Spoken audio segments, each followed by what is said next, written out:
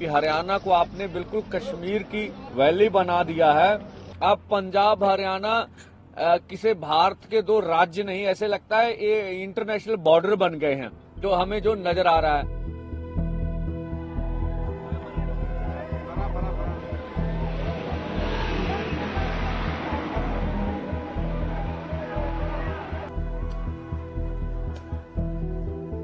गिला करके खाना कपड़ा बन लो, पानी की बोतल रखो हाथ में, नौजवानों भजदौड़ नहीं करनी।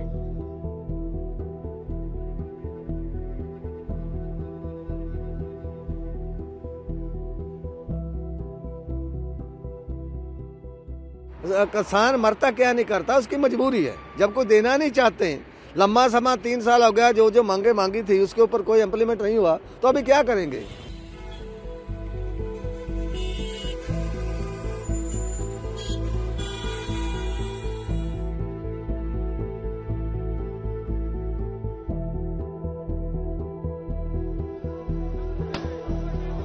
भगदड़ ना मचाओ, भगदड़ ना मचाओ, हौसला रखो, हौसला रखो, नारा दे दो।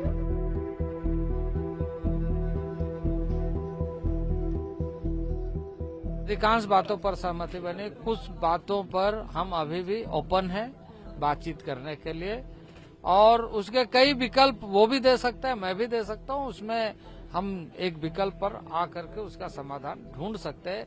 विकल्प इन द सेंस कि सॉल्यूशन के लिए रास्ते कैसे हो।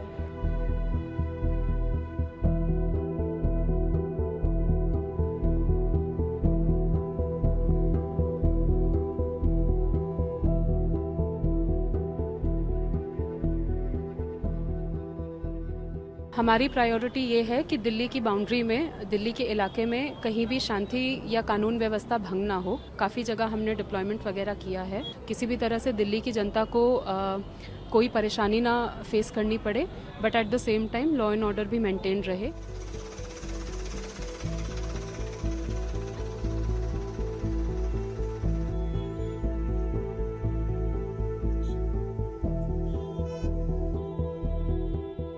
बहुत ज्यादा दिक्कत हो रही है, कैसे ऑफिस जाए, कैसे काम करे, कितना हमारी इकोनॉमी में इसका नुकसान हो रहा है।